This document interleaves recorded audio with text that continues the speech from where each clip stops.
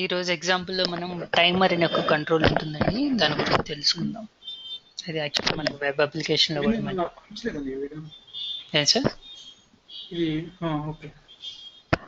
దీన్ని ASP.NET పంపించారు, ఈ వీడియో పంపించలేదు. నిన్న జరగలేదు కదా సార్? నిన్న ఇక ఫస్ట్ జరిగింది ASP.NET, మొన్నది పంపించారు. అది చూసాను. ఇది ప్రీవియస్ ది క్యాలెండర్ మనం సెలెక్ట్ చేసాం. ఇది అవునండి. పంపించలేదు. అయితే నేనంటుంది ఏంటంటే ఈ విండోస్లో కూడా మనకి టైమర్ అనే ఒక కంట్రోల్ ఉంటుందండి. ఓకే. సో సేమ్ అదే కంట్రోల్ అదే విధంగా వెబ్ అప్లికేషన్లో కూడా ఉంటుంది. ఎనీవే నేను ఏం చేస్తున్నా అంటే ఒక న్యూ ఫామ్ తీసుకుంటున్నాను. So add windows form.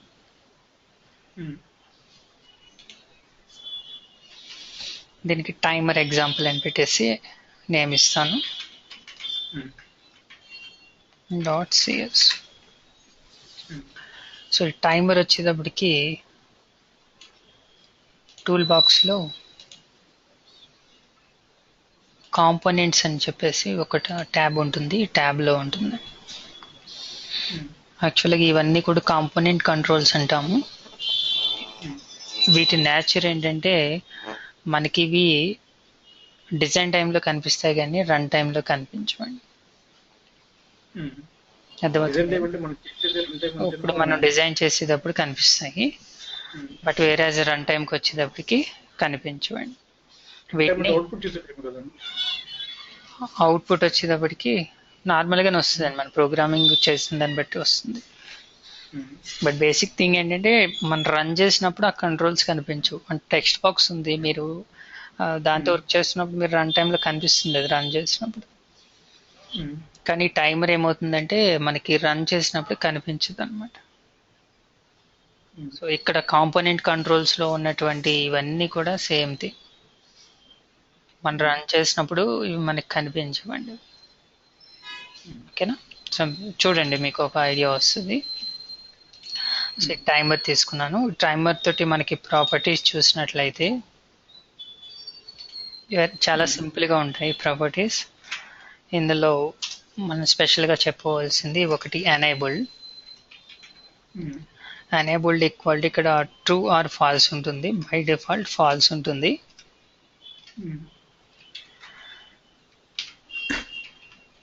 ఎప్పుడైతే మీరు ఈ ప్రాపర్టీని ట్రూకి టర్న్ చేస్తారో అప్పుడు దాని ఫంక్షనాలిటీ అనేది స్టార్ట్ చేస్తుంది అనమాట. ఓకే, ఫాల్స్ ఉన్నంతసేపు కూడా అది ఫంక్షనాలిటీ అనేది చేయదు.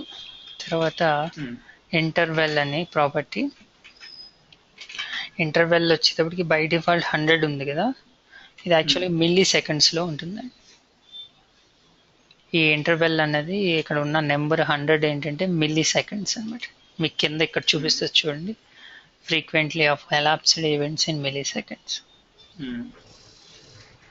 ఓకే, ఈ రెండు ప్రాపర్టీస్ మనకి ఇంపార్టెంట్ అండి. సో యాక్చువల్లీ ఈ టైమర్ యూజ్ ఏంటంటే ఈ టైమర్కి ఒకే ఒక ఈవెంట్ ఉంటుందండి. ఒకే ఒక ఈవెంట్. ఇంతకుముందు కంట్రోల్స్ మనం చాలా ఈవెంట్స్ చూసాం, కానీ దీనికి ఒకే ఒక ఈవెంట్ ఉంటుంది. దాన్ని టిక్ ఈవెంట్ అంటాం.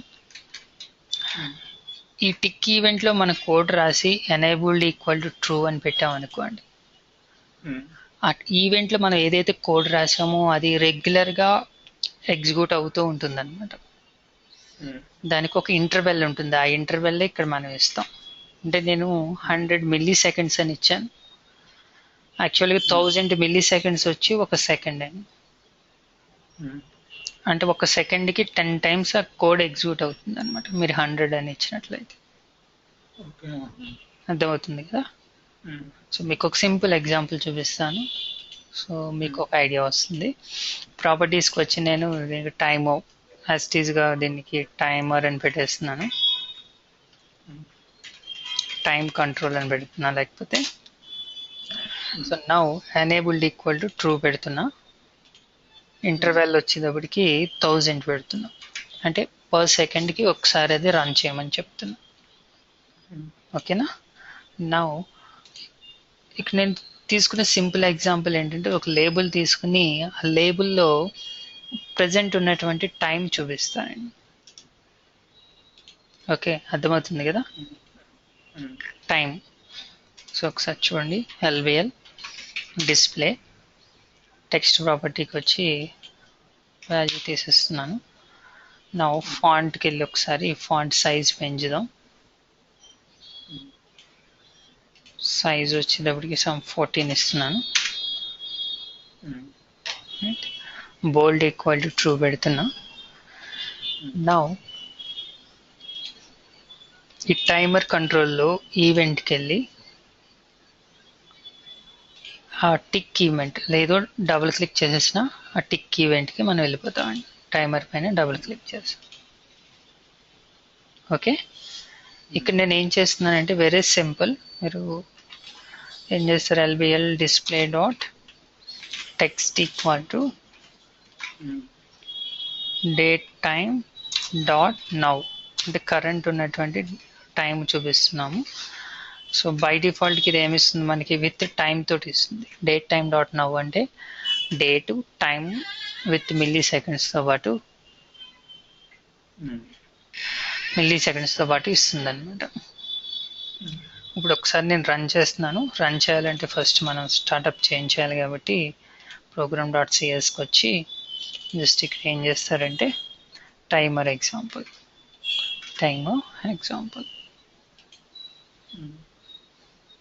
సో నా రన్ చేస్తున్నాను దీన్ని. చూడండి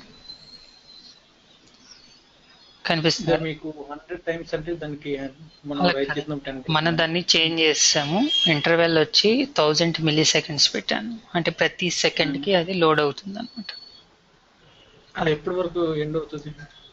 అంటే ముందు మీరు ప్రోగ్రామ్ క్లోజ్ చేసేదాకా. ఇక్కడ ఇంటెన్షన్ ఏంటంటే మనం టైం చూపిస్తున్నాం. చూడండి జస్ట్ టైము, తర్వాత మినిట్స్, తర్వాత సెకండ్స్. ఎవరి సెకండ్ మనకి అప్డేట్ అవుతుంది. సపోజ్ మీరు ఆ ఇంటర్వెల్ ఉంది కదా, ఆ ఇంటర్వెల్ని కొంచెం ఇంక్రీజ్ చేసి చూడండి. డిక్రీజ్ చేస్తే మీకు పెద్ద డిఫరెన్స్ తెలియదు. ప్రాపర్టీస్కి వెళ్ళి ఇప్పుడు ఏం చేస్తాను, 1000 అంటే మనకి 1 సెకండ్ అండి. ఇప్పుడు నేను 10,000 అని పెడుతున్నా, అంటే 10 సెకండ్స్కి ఒకసారి ఇది కోడ్ ఎగ్జిక్యూట్ చేస్తూ ఉంటుంది. అంటే మీకు అప్డేట్ ఎప్పుడు కనిపిస్తుంది అంటే 10 సెకండ్స్ అయిపోయిన తర్వాత కనిపిస్తుంది.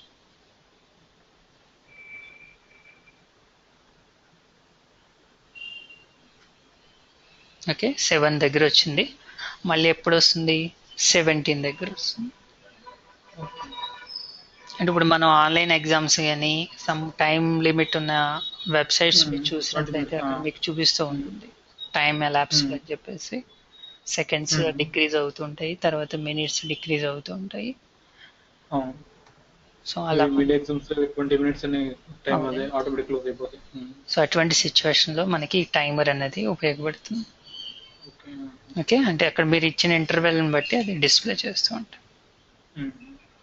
ఐడియా వచ్చింది కదండి. సో ఇప్పుడు ఏం చేద్దాం అంటే మనం ఒక టైం కౌంటర్ ఒకటి స్టార్ట్ చేద్దాం. అంటే మనం స్టార్ట్ అవగానే అది 0, 1, 2, 3 అని చెప్పేసి రన్ అవుతూ ఉంటుంది. సో అయితే 60 సెకండ్స్ దాటితే ఒక 1 మినిట్ కాబట్టి సో మనం ఏం చేస్తామండి, 60 సెకండ్స్ అయిపోగానే మినిట్ని ఇంక్రీజ్ చేయాలి. అంటే టైం ఎంత అయింది అన్నది కౌంట్ చేయాలి. ఓకే, సేమ్ దానికే నేను ఈ కోడ్ని ఎక్స్టెండ్ చేస్తున్నాను. యాక్చువల్లీ ఇక్కడ మనం అవర్స్ వరకు వెళ్ళలేము, ఎందుకంటే అంత టైం మనం వెయిట్ చేయలేము. కాబట్టి నేను ఏం చేస్తున్నానంటే 2 వేరియబుల్స్ తీసుకుంటున్నాను. ఒకటి ఇంటిజర్ మినిట్స్కి ఒకటి, సెకండ్స్కి ఒకటి. బై డిఫాల్ట్ ఏం చేస్తున్నా అంటే వీటిని 0 కింద ఇనిషియలైజ్ చేస్తున్నాను, స్టార్టింగ్ వాల్యూ. ఓకే, సో ఇప్పుడు ఇది ఏమవుతుంది, దీనికన్నా ముందు మనం అక్కడ 10,000 పెట్టేసాం కదండి ఇంటర్వెల్, దాన్ని నేను రెడ్యూస్ చేస్తున్నాను. నో ఇంటర్వెల్ వచ్చేటప్పటికి 1000. ఓకే, సో నౌ ఇక్కడ ఏం చేస్తామంటే సెకండ్స్ని నేను ఇంక్రీజ్ చేస్తున్నాను. అంటే ఎవరి సెకండ్కి అది ఇంక్రీజ్ అవుతూ ఉంటుంది. ఎప్పుడైతే ఈ సెకండ్స్ అన్నది greater than or equal to 59, అంటే మనం 0 నుంచి స్టార్ట్ చేస్తాం కాబట్టి 59 వరకు రైట్, 59 అయిందో అప్పుడు ఏం చేస్తామంటే మినిట్స్ని ఇంక్రీజ్ చేస్తాం. అంటే అంతే కదా, 60 సెకండ్స్ అంటే 1 మినిట్ అయినట్టు. కాబట్టి మినిట్ 0 ఉన్నదాన్ని 1 చేసేస్తాం. ఓకే కదా. 60 RAM 50 hours 1 minute 60 seconds count ఇక్కడ 0 నుంచి స్టార్ట్ అవుతుంది అలా తీసుకుంటారు. అవునండి, జీరోతో స్టార్ట్ చేసాం కాబట్టి 59 వచ్చేటప్పటికి మళ్ళీ ఏమవుతుంది, జీరోకి పెట్టేస్తున్నాను. ఓకేనా. మీరు ఇప్పుడు రన్ చేస్తే ఏమవుతుందంటే మీకు అంటే రన్ చేసే ముందు మనం లేబుల్ డిస్ప్లే చేయాలి. Dot text equal two minutes. So minutes ఎంతండి, మినిట్స్. దీని తర్వాత ఒక కొలన్ పెట్టి దీని తర్వాత నేను సెకండ్స్ చూపిస్తున్నా. దేనికి కంప్యూటేషన్ దగ్గర కాలం పెట్టాను అసలు దాన్ని ఫస్ట్ ఏం పని చేస్తుంది ఫార్మెట్లో చూపించడానికి. ఒకసారి మీరు అవుట్పుట్ చూడండి, ఒక ఐడియా వస్తుంది మీకు. ఇలా చూపిస్తుంది. సో అది మీకు 60 అయిపోయిన వెంటనే ఏమవుతుంది, అక్కడ మీకు మినిట్ అన్నది ఒకటి పెరుగుతుంది అనమాట.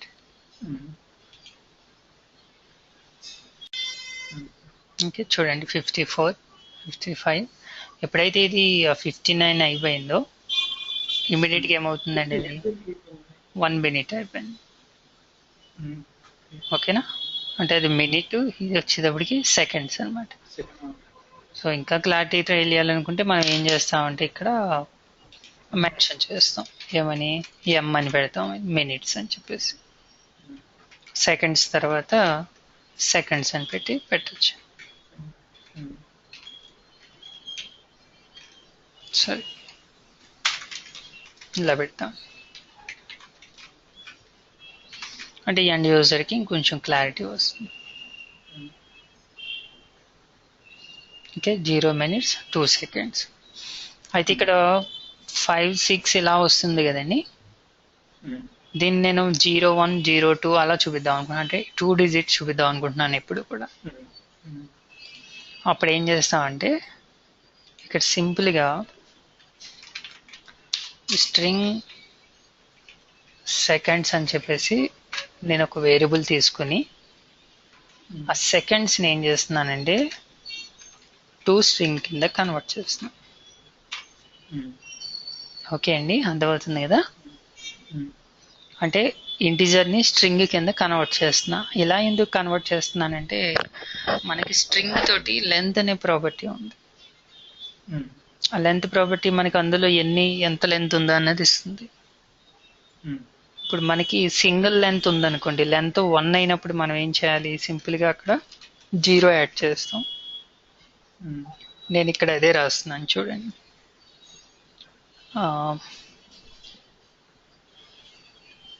మనం seconds dot length okay equal to 1 అయితే ఓకే ఈక్వల్ టు 1 అయితే మనం ఏం చేయాలండి, we need to add 0 before, 0 add చేయాలి దానికన్నా ముందు. ఓకే, ఇక్కడ నేను ఏం చేస్తాను అంటే సెకండ్స్ పెడతాను. ఓకే, లేదు అంటే ఏం చేయాలి, డైరెక్ట్గా సెకండ్స్ పెట్టేస్తాను.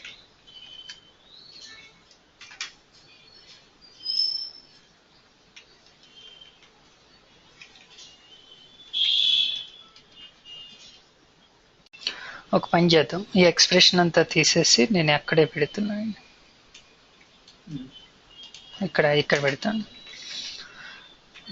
Seconds equal to if seconds dot length is equal to 1 అయితే మనం ఏం చేయాలండి, దాని ముందు 0 యాడ్ చేయాలి. లేదు this is question mark, just ఏం చేస్తాము సెకండ్స్ అని చెప్పేసి చెప్తాం. ఇప్పుడు దాన్నే ఇక్కడ నేను చేస్తాను సెకండ్స్. అయితే ఇంక ఇక్కడ యాక్చువల్ మనం 2 string అనేది యాడ్ చేయాలి, ఎందుకంటే మనం స్ట్రింగ్కి చేస్తున్నాం కదండి. సో దానికోసం, ఎందుకంటే సెకండ్స్ అనేది ఇంటిజర్ కాబట్టి మనకి ఎర్రర్ చేస్తుంది. మేబీ ఇందాక రాసింది కూడా కరెక్ట్ అయ్యి ఉండొచ్చు, 2 string పెడితే సరిపోతుంది. ఇప్పుడు ఈ సెకండ్ ప్లేస్లో నేను ఏం చేస్తానంటే సెకండ్స్ అనే స్ట్రింగ్ వేరియబుల్ని పెడతా.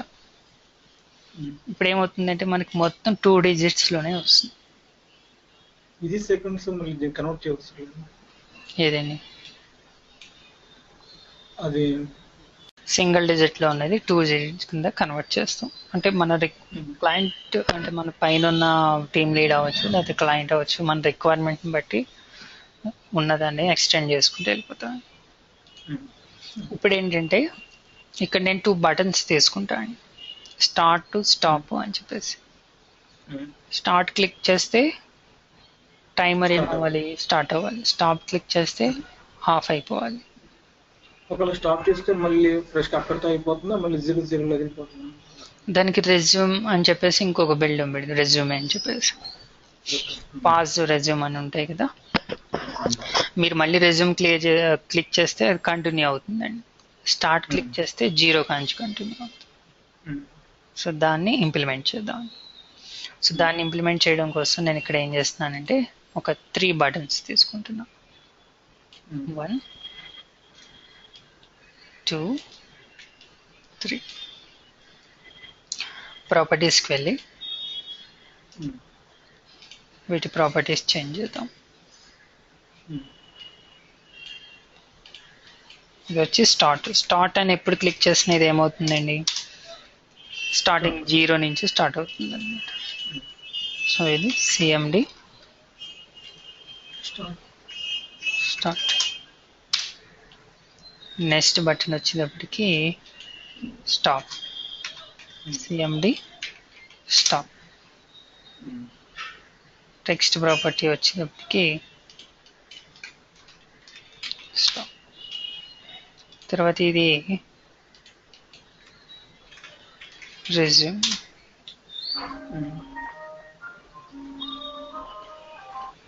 CMD right. ఇప్పుడు స్టార్ట్ అని క్లిక్ చేస్తే ఏం చేయాలండి, టైమర్ని మనం స్టార్ట్ చేయాలి. అయితే బై డిఫాల్ట్ ఇది స్టార్ట్ అయిపోయి ఉంది కాబట్టి దీన్ని ఏం చేస్తున్నా అంటే ఫాల్స్ పెట్టేస్తాం. మనం ఫస్టే చెప్పుకున్నాం టైమర్ ఎప్పుడు స్టార్ట్ అవుతుందండి, ఎనేబుల్డ్ అన్నది ట్రూ కింద ఉంటే స్టార్ట్ అవుతుంది. సో మీరు ముందే ట్రూ పెట్టేస్తే అది ఆటోమేటిక్గా స్టార్ట్ అయిపోద్ది కాబట్టి నేను ఇక్కడ ఫాల్స్ పెడుతున్నా. ఇప్పుడు జస్ట్ మీరు ఏం చేస్తారంటే స్టార్ట్ బటన్లో మీరు టైమర్ని స్టార్ట్ చేయాలి. ఎలా టైమర్ని స్టార్ట్ చేస్తాం, time control dot enabled equal to true. Timer ఏమవుతుంది, స్టార్ట్ అవుతుంది. అయితే స్టార్ట్ అయ్యే ముందు మీరు ఏం చేయాలి, అక్కడ ఉన్నటువంటి సెకండ్స్ని 0 చేసేయాలి, యాజ్ వెల్ యాజ్ మినిట్స్ కూడా 0 చేసేయాలి. స్టార్ట్ అంటే స్టార్టింగ్ నుంచి ఇంకా అర్థమైందా. ఒకసారి రన్ చేద్దాం చూడండి. మీరు స్టార్ట్ బటన్ క్లిక్ చేసేదాకా మీకు అక్కడ టైమర్ కనిపించదు, ఎందుకంటే టైమర్ మనం బై డిఫాల్ట్ ఫాల్స్ పెట్టేసామండి. సో ఇప్పుడు మీరు స్టార్ట్ క్లిక్ చేసినప్పుడే మీకు టైమర్ కనిపిస్తుంది. ఓకే, ఇప్పుడు స్టాప్ అనగానే మీరు ఏం చేయాలి, టైమర్ని ఆఫ్ చేసేయాలి. సో అలా ఆఫ్ చేసేయాలంటే జస్ట్ వెరీ సింపుల్, ఏం చేస్తామండి, time control dot enabled equal to falls అని పెట్టేస్తాం. అంటే ఎనేబుల్ని మళ్ళీ ఫాల్స్ పెట్టేస్తాం. అప్పుడు ఏమవుతుంది, మీరు ఎక్కడున్నారో అక్కడ ఇమీడియట్గా స్టాప్ అయిపోతుంది. ఓకే, స్టాప్ ఆగిపోయింది. ఇప్పుడు మళ్ళీ మీరు స్టార్ట్ కొట్టారు ఇంకో ఏమవుతుందండి, 0 నుంచి వచ్చేస్తుంది. అక్కడ నుంచి స్టార్ట్ అవ్వాలంటే ఈ లాస్ట్ బటన్ అండి. ఎందుకంటే స్టార్ట్ బటన్లో మీరు ఏం చేస్తారు, ఇక్కడ 0 పెట్టేస్తున్నారు మళ్ళీ. అవునండి, మీరు అది పెట్టకపోతే అక్కడి నుంచే స్టార్ట్ అవుతుంది. ఇప్పుడు ఏం చేస్తానంటే నేను timer control dot enabled equal to true అని పెడతాను. నా స్టార్ట్ అయింది, స్టాప్ చేశాను. ఓకే, ఇప్పుడు మీరు స్టార్ట్ క్లిక్ చేస్తే మళ్ళీ స్టార్టింగ్ నుంచి వచ్చేస్తుంది. అలా కాకుండా రెజ్యూమ్ అని క్లిక్ చేస్తే అక్కడి నుంచి కంటిన్యూ అవుతుంది. ఓకే, సో ఈ విధంగా ఇక్కడ కూడా చిన్న చిన్న వ్యాలిడేషన్స్ ఉంటాయి, అవన్నీ క్లియర్ చేసుకుని పర్ఫెక్ట్గా అంటే అక్కడ ఉన్నటువంటి టాస్క్ని బట్టి మనం ముందుకు వెళ్ళిపోతాం. ఓకే, సో దీన్ని బేస్ చేసుకుని మనకి ఇంకా కొన్ని కంట్రోల్స్ ఉంటాయండి. వేరేజ్ మనకి కామన్ కంట్రోల్స్లో ప్రోగ్రెస్ బార్ అని ఉంటుంది ఒకటి, ఇదొకటి. అలాగే కాంపోనెంట్స్ లోనే ఇమేజ్ లిస్ట్ అని ఒకటి ఉంటుందండి. ఈ రెండు మనం రేపు చెప్పుకుందాము, దీని బేస్ మీదే ఉంటాయి. ఈ లోపు కంపల్సరీగా దీన్ని ఒకసారి మీరు ప్రాక్టీస్ చేయండి. ఇది నిన్నటి వీడియో వాళ్ళు రెండు పంపించింది.